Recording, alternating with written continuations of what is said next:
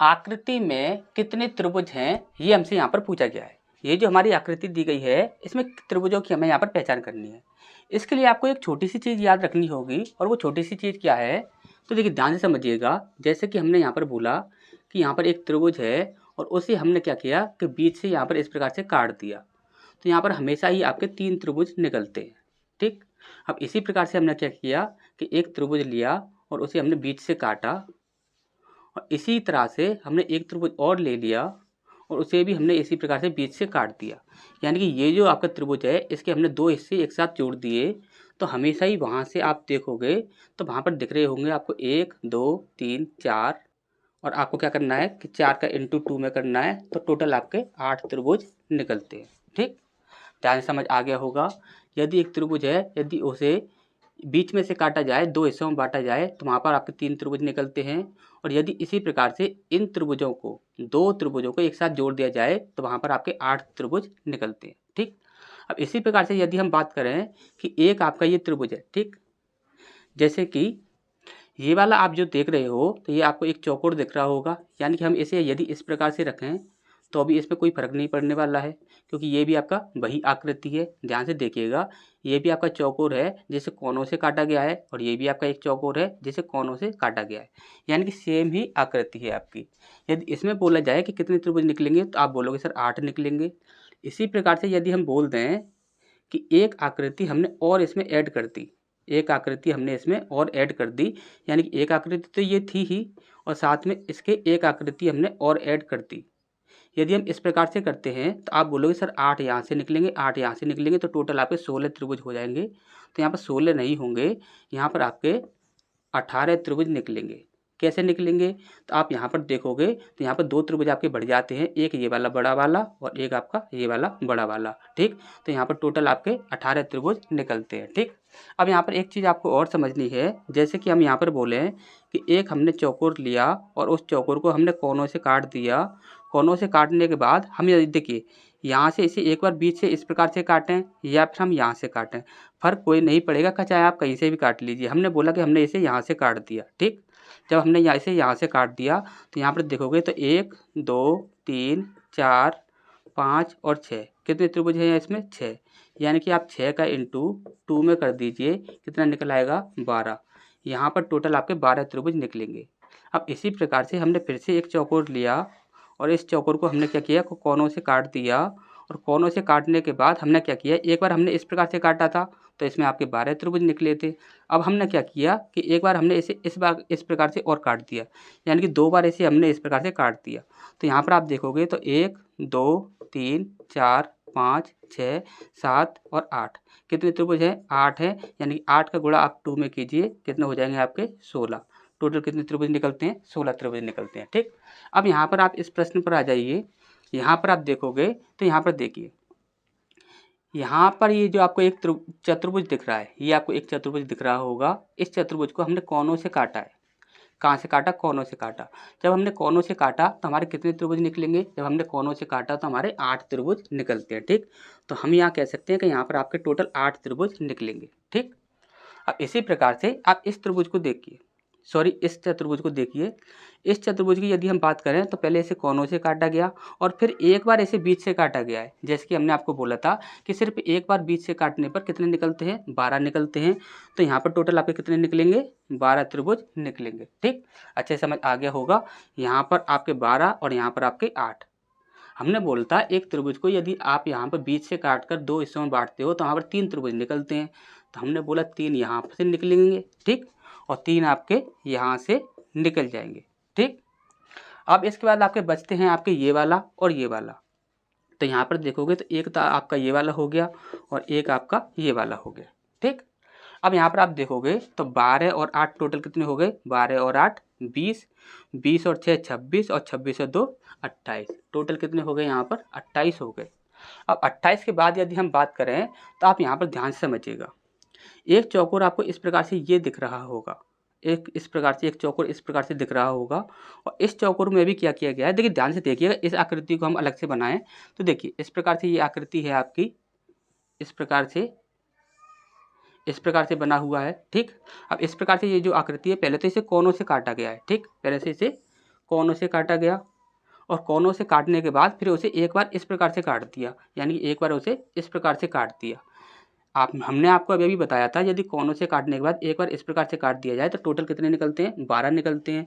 तो आप बोलोगे सर इसके अंदर टोटल आपके 12 त्रिभुज निकलेंगे, लेकिन 12 त्रिभुज में से आप यहाँ पर देखोगे तो जब हमने काउंट किया था तो एक त्रिभुज तो ये वाला काउंट कर लिया था, दूसरा ये भी काउंट कर लिया था, तीसरा ये भी काउंट कर लिया था, चौथा ये भी काउंट कर लिया था, और ये पाँचवा और ये छठवा, यानी कि 6 जो हैं वो हमने टोटल काउंट कर रखे थे पहले से ही। जब हमने 6 पहले से ही काउंट कर रखे थे तो आपके बचे कितने, 6। तो यानी कि हम इसमें क्या करेंगे, 6 ऐड कर देंगे, ठीक।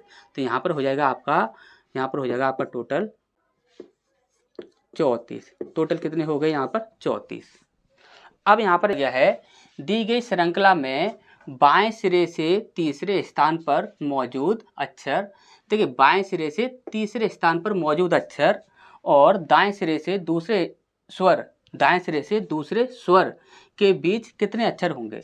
देखिए बाएं सिरे से तीसरे स्थान पर मौजूद अक्षर, दायां ये होगा बायां ये होगा, यानी कि यहाँ से करना है हमें 1 2 3, तीसरे स्थान पर मौजूद अक्षर यानी कि एस।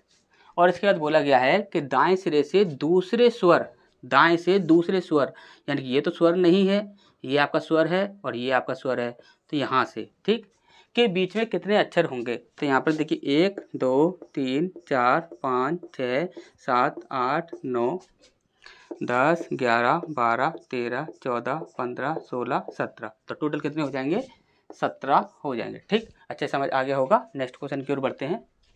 इसका नेक्स्ट प्रश्न हमारे यहाँ पर बोला गया है, एक चित्र में एक व्यक्ति को इंगित करते हुए श्रीमती फागुनी ने कहा, वह मेरी माँ के बेटे की एकमात्र बहन का पति है।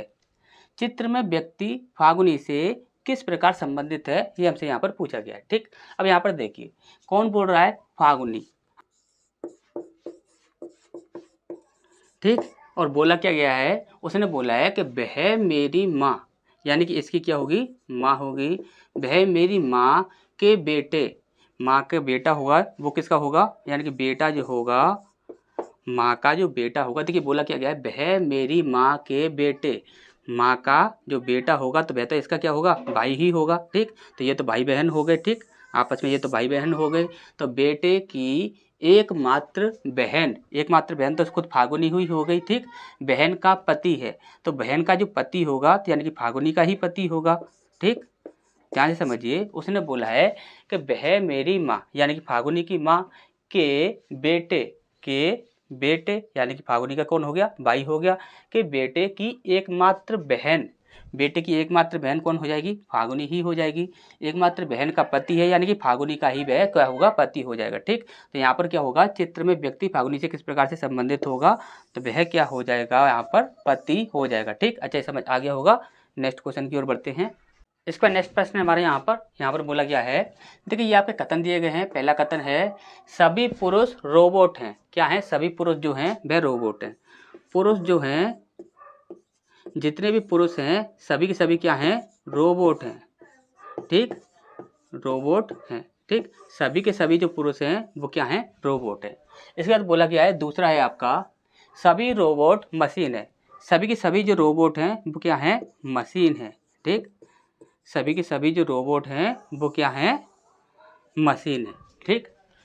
देखिए सभी पुरुष रोबोट हैं तो सभी पुरुष रोबोट, सभी रोबोट मशीन है तो सभी रोबोट मशीन, ठीक। अब यहाँ पर देखिए आपके निष्कर्ष दिए गए हैं। सबसे पहला है, सभी मशीनें पुरुष हैं, तो सभी जो मशीनें जो हैं वह पुरुष हैं, ये बोला गया है। तो ये आपका बिल्कुल ही गलत हो जाएगा। क्यों, यदि ये बोला जाता कि सभी मशीनें नहीं, यहाँ पर बोला जाता कि कुछ मशीनें पुरुष हैं तो यहाँ पर चल जाता। क्योंकि देखिए ये पूरा की पूरा जो सर्कल है ये किसका है, मशीन का है। जब मशीन का ये पूरा सर्कल है तो पूरे सर्कल के अंदर तो देखिए रोबोट भी आ रहे हैं, मशीन भी आ रहे हैं और पुरुष भी आ रहे हैं। हम ये कह सकते हैं कि कुछ पुरुष जो हैं वह मशीन हैं, लेकिन हम ये नहीं कह सकते कि सभी मशीनें जो हैं वह पुरुष हैं। तो ये आपका क्या हो जाएगा, गलत हो जाएगा, ठीक। इसके बाद बोला गया है, दूसरा है, कुछ रोबोट पुरुष हैं, ठीक। तो कुछ रोबोट जो है वह पुरुष हैं, तो ये आपका बिल्कुल सही है। लेकिन यदि यहाँ पर इस प्रकार से बोला जाता है जैसे पहले की तरह कि सभी जो रोबोट हैं वह पुरुष हैं, तो ये गलत हो जाता। लेकिन कुछ रोबोट जो हैं वह पुरुष हैं, तो ये बात सही है। क्योंकि देखिए रोबोट का ये वाला जो हिस्सा है, ये वाला जो सर्कल है, ये पूरा रोबोट का है और इसमें से कुछ हिस्सा जो है वह पुरुष के अंदर में आ रहा है, ठीक। तो यहाँ पर हम कह सकते हैं कुछ रोबोट जो हैं वह पुरुष हैं, तो ये हमारा यहाँ पर सही हो जाएगा, ठीक। तो यहाँ पर देखते हैं दोनों गलत हैं, तो ये गलत हो जाएगा। दोनों सही हैं, तो ये भी गलत। केवल एक सही, तो एक तो गलत है आपका, तो यहाँ पर डी ऑप्शन हो जाएगा, केवल 2 सही, ठीक। तो नेक्स्ट क्वेश्चन की ओर बढ़ते हैं। इसका नेक्स्ट प्रश्न हमारे यहाँ पर देखिए, यहाँ पर बोला गया है दिए गए विकल्पों में से गलत जोड़े का चयन करें। गलत कौन सा होगा, ठीक। तो देखिए बढ़ई हथौड़ा, यानी कि बढ़ई का संबंध किससे है, हथौड़ा से है, ठीक। इसके बाद क्रेन, क्रेन का संबंध है बिल्डर से, तो क्रेन का संबंध बिल्डर से होता है, ठीक। जिस प्रकार से बढ़ई का संबंध हथौड़ा से होता है, उसी प्रकार से क्रेन का संबंध भी बिल्डर से होता है, ठीक। अब यहाँ पर हम बात करें कंप्यूटर लेखक, तो इसका आप ये मत सोचिएगा कि कंप्यूटर के साथ लेखक का कोई संबंध नहीं होगा, क्योंकि आजकल क्या होता है कि जितने भी लेखक होते हैं वो सभी कंप्यूटर में ही टाइप करते हैं। पहले के ज़माने में क्या होता था कि लेखक पेन से किसी भी नोट पर लिखा करते थे कागज़ों में, ठीक। लेकिन आजकल क्या होता है कि कंप्यूटर में ही लेखक जो होते हैं वो अपनी कहानियाँ वगैरह लिखते हैं, ठीक। अब यहाँ पर ये भी आपका सही होगा। अब यहाँ पर आप देखोगे तो कुल्हाड़ी लेखक, अब कुल्हाड़ी का काम क्या है लेखक के साथ, ये चीज़ आप ध्यान से समझिए। यहाँ पर लिखा है लेखक, यहाँ पर लिखा है कुल्हाड़ी, तो कुल्हाड़ी के साथ लेखक का कोई भी संबंध नहीं होता, तो यही हमारा क्या होगा, सही आंसर हो जाएगा, ठीक। अच्छा समझ आगे होगा। नेक्स्ट क्वेश्चन की ओर बढ़ते हैं। इसका नेक्स्ट प्रश्न हमारे यहाँ पर बोला गया है उस समूह का चयन करें जो संख्याओं के निम्नलिखित समूह के समान है, ठीक। तो ये जो आपका एक समूह बना हुआ है, इसके जैसा कौन सा समूह है इनमें से, ये हमें यहाँ पर बताना है, ठीक। अब यहाँ पर देखिए 2 गुणा 7 यदि हम करते हैं तो हमारा 14 बन जाता है। इसी प्रकार से 2 गुणा 8 हम करते हैं तो हमारा 16 बन जाता है, ठीक। 2 सत्ते 14 और 2 अट्ठे 16, ठीक। इसी प्रकार से आपका होना चाहिए यहाँ पर। तो देखिए यहाँ पर आप देखोगे 2 सत्ते 14 होना चाहिए, ये तो आपका गलत हो जाएगा। यहाँ पर भी आपका गलत हो जाएगा। यहाँ पर आप देखोगे 3 सत्ते 21 होता है, 3 अट्ठे 24 होता है। 3 का गुणा 7 में किया तो 21 बन गया, 3 का गुणा 8 में किया तो 24 बन गया, यानी कि 7 और 8 से यहाँ पर इंटू हो रहा है, तो यही हमारा सही आंसर हो जाएगा, ठीक। अच्छे समझ आ गया होगा। नेक्स्ट क्वेश्चन की ओर बढ़ते हैं। इसका नेक्स्ट प्रश्न है हमारे यहाँ पर बोला गया है छात्रों की एक कक्षा में राजेश शीर्ष से 15वें, देखिए राजेश जो है वह शीर्ष से 15वें स्थान पर है, यानी कि हम यहाँ पर बात करें कि ये आपका शीर्ष हो गया और शीर्ष से यहाँ पर 15वें स्थान पर है। कितने स्थान पर है, 15वें स्थान पर है। और कौन है, राजेश, ठीक। राजेश जो है वह 15वें स्थान पर है शीर्ष से, ठीक। और बोला गया है और प्रकाश नीचे से 25वें स्थान पर है। कौन से स्थान पर, 25वें स्थान पर। नीचे से मान लेते हैं हम यहाँ पर 25वें स्थान पर है। कितने, 25वें स्थान पर है। और कौन है ये, प्रकाश, ठीक। प्रकाश जो है वह कितने स्थान पर है, 25वें स्थान पर है, ठीक। अब बोला गया है ज्ञान प्रकाश से 10 स्थान आगे है। ज्ञान जो है, जैसे कि हम बोल रहे हैं कि यहाँ पर क्या है, ज्ञान है। ज्ञान जो है वह यहाँ पर है, वह प्रकाश से 10 स्थान आगे है। 10 स्थान आगे है, यानी कि 25 तो यहाँ पर हो गया। अब 10 और जोड़ेंगे तो कितना हो जाएगा आपका, टोटल 35 हो जाएगा। टोटल कितना हो जाएगा, 35 हो जाएगा। यानी कि 35वें स्थान पर कौन है, ज्ञान है, ठीक। अब इसके बाद बोला गया है यदि राजेश और ज्ञान के बीच ठीक 10 छात्र बैठे हैं, ठीक 10 छात्र हैं, राजेश और ज्ञान, राजेश ये है और ज्ञान ये है, इन दोनों के बीच में कितने लोग बोले गए हैं, उसने बोले हैं यहाँ पर टोटल जो है वे आपके 10 लोग बैठे हुए हैं। टोटल कितने लोग बैठे हुए हैं, 10 छात्र बैठे हुए हैं। तो अब टोटल कितने छात्र हैं ये हमसे यहाँ पर पूछा गया है, ठीक। तो देखिए यहाँ पर सीधा ही है, 15 तो ये हो गया, 10 आपका ये हो गया और 35 आपके ये हो गए, ठीक। तो यहाँ पर 0, 1, 3 और 5 और 1 6, टोटल कितने हो जाएंगे आपके, 60 हो जाएंगे, ठीक। तो यहाँ पर ए ऑप्शन जो है वह हमारा सही हो जाएगा, ठीक। तो नेक्स्ट क्वेश्चन की ओर बढ़ते हैं। इसका नेक्स्ट प्रश्न हमारे यहाँ पर देखिए, यहाँ पर बोला गया है 5 छात्र A, B, C, D और E उत्तर की ओर मुख करके एक पंक्ति में बैठे हैं। ठीक।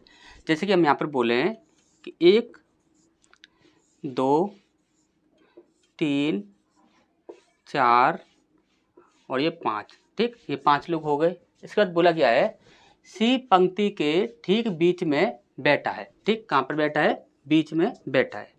अब यहाँ पर सी कहाँ पर बैठेगा? यहाँ पर बैठेगा, क्योंकि पंक्ति के 2 इधर हो गए, 2 इधर हो गए, तो बीच कहाँ पर हो गया? ये वाला हो गया, ठीक। इसके बाद बोला गया है कि ई जो है वह डी और सी के क्रम से दाएं और बाएं ठीक बगल में बैठा है, ठीक। अब यहाँ पर देखिए ई जो है वह डी के कहाँ पर बैठेगा? दाएं, और सी के बाएं, ठीक। ई जो है वह डी के दाएं। अब डी का दायां किधर होगा? तो डी का दायां इधर होगा, यानी कि डी यहाँ पर हो जाएगा और ई यहाँ पर बैठ जाएगा, ठीक। अच्छे समझ आ गया होगा। देखिए ध्यान से समझिएगा, ई जो है वह डी के दाएं, तो डी यहाँ पर है तो डी का दायां इधर हो गया, और सी के बाएं यानी कि सी का बायां इधर हो गया, ठीक। इसके बाद बोला गया है बी अंतिम सिरे पर नहीं बैठा है। अब बी जो है वह अंतिम सिरे पर नहीं बैठा है, तो अंतिम सिरा तो एक सिर्फ यही बचा है, ठीक। तो यदि अंतिम सिरे पर नहीं बैठा है तो बी कहाँ पर बैठेगा? यहाँ पर बैठ जाएगा, ठीक। कन्फर्म है। अब लास्ट हमारा कौन बचता है? ए बचता है, तो ए को हम यहाँ पर लगा देते हैं, ठीक। अब यहाँ पर बोला गया है कि इनमें से कौन ए के बाएं तीसरे स्थान पर बैठा हुआ है। ए का दायां इधर होगा और बायां इधर होगा तीसरे स्थान पर, तो 1 2 3 तीसरे स्थान पर कौन बैठा है? तो ई बैठा हुआ है, ठीक। तो यहाँ पर देखिए बी ऑप्शन जो है वह हमारे यहाँ पर सही हो जाता है, ठीक। तो नेक्स्ट क्वेश्चन की ओर बढ़ते हैं। इसका नेक्स्ट प्रश्न हमारे यहाँ पर देखिए, यहाँ पर बोला गया है निम्नलिखित में से बेजोड़ शब्द की पहचान कीजिए, ठीक। यहाँ पर पहला है आपका स्कूल, दूसरा है शिक्षक, तीसरा है छात्र और चौथा है प्रधानाध्यापक, ठीक। अब यहाँ पर एक बात ध्यान से समझिएगा, स्कूल जो होता है वह क्या होता है? तो वह एक बिल्डिंग होता है। क्या होता है? एक बिल्डिंग होता है। शिक्षक एक इंसान होता है, छात्र भी एक इंसान होता है, और प्रधानाध्यापक भी क्या होता है? एक इंसान होता है, ठीक। तो ये सभी जो होंगे, ये तीनों जो होंगे, ये क्या हो गए? इंसान हो गए। और यहाँ पर स्कूल जो है वह क्या है? बिल्डिंग है। तो यही हमारा सही आंसर हो जाएगा, ठीक।